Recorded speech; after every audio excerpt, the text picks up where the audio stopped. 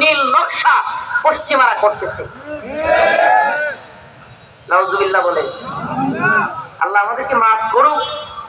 এই প্ল্যানে কুকি চীন, মণিপুরের কুকিরা, বিভিন্ন খ্রিস্টান পন্থী যারা, এরা যুদ্ধ করতেছে স্বাধীনতার জন্য, এবং এটাতে ভারত কিংবা ওয়েস্টের পশ্চিমাদের ইন্ধন আছে।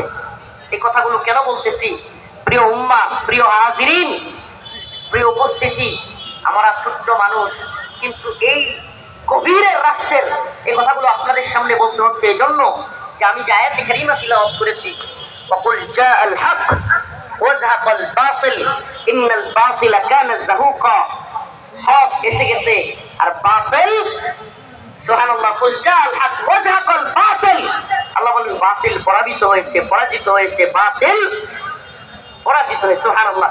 আমাকে বলেন যে এই যে হাসিনা গেল, আমরা একটা বাতিলকে, একটা জালেমকে, একটা তাগুতকে সম্মিলিত ভাবে, আমি বলি এটা শুধু ঢাকা বিশ্ববিদ্যালয় নয়, এটা শুধু সমন্বয়কদের ক্রেডিট নয়, এটা গোটা বাংলাদেশের সেই শাপলা চত্বর থেকে নিয়ে, পিলখানা থেকে নিয়ে 2008-9 এই স্বৈরাচার হাসিনা ক্ষমতায় আসার পর পিলখানা ট্র্যাজেডি, 13 সালে হেফাজতের ভয়াবহ হত্যাকাণ্ড, তারপরে আল্লামা দেলোয়ার হোসেন সাইদি রাহিমাহুল্লাহকে এইভাবে কারাগারের ভিতরে হত্যা করা, তারপরে নূর হোসেন কাজী রহমতুল্লাহি আলাইহিকে জানাজা পড়তে না দেওয়া, সব কিছু মিলিয়ে মানুষের মনের ভিতরে সর্বশেষ যখন ছোট্ট ছোট্ট ছাত্রদেরকে গুলি করলো, সব কিছু একত্রিত হয়ে মানুষের মধ্যে এক দাবানল জ্বলে উঠল।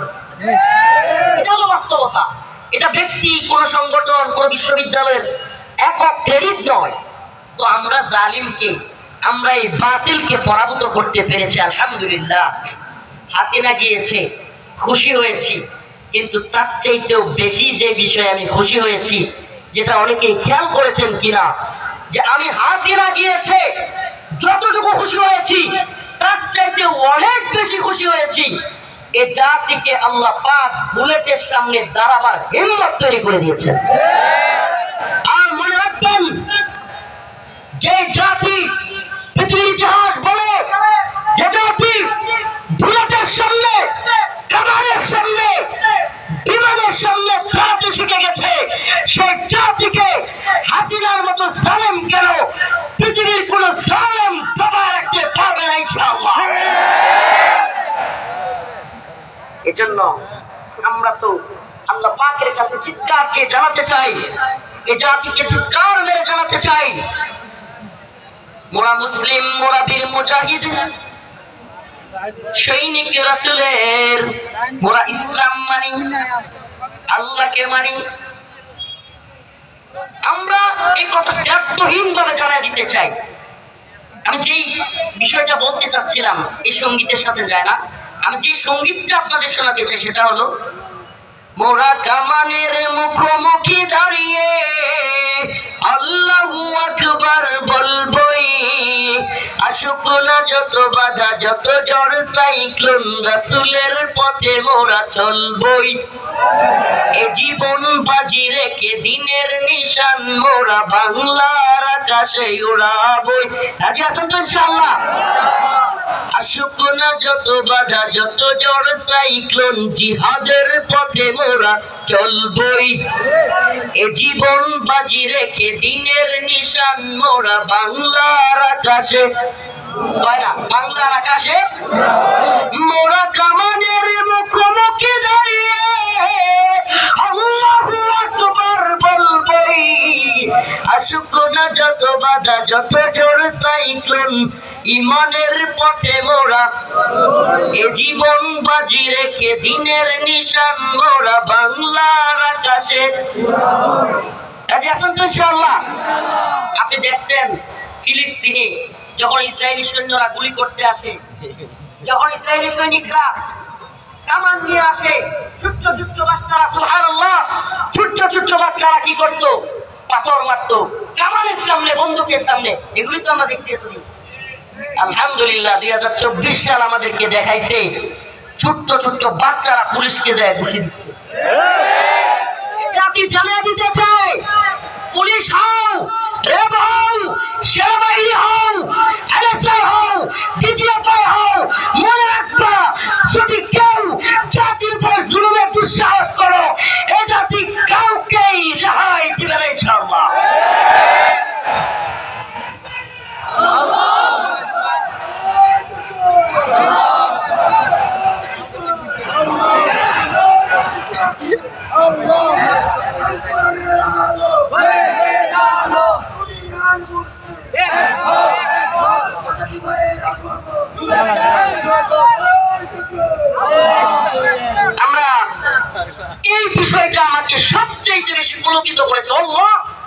হাসিনা যাওয়া এটা আমি জানতাম যাবে আজ হোককাল, এটা আমার বিশ্বাস ছিল। আমি কারাগারে ছিলাম, আমি আপনাদেরকে একটা কারগুজারি শোনাই।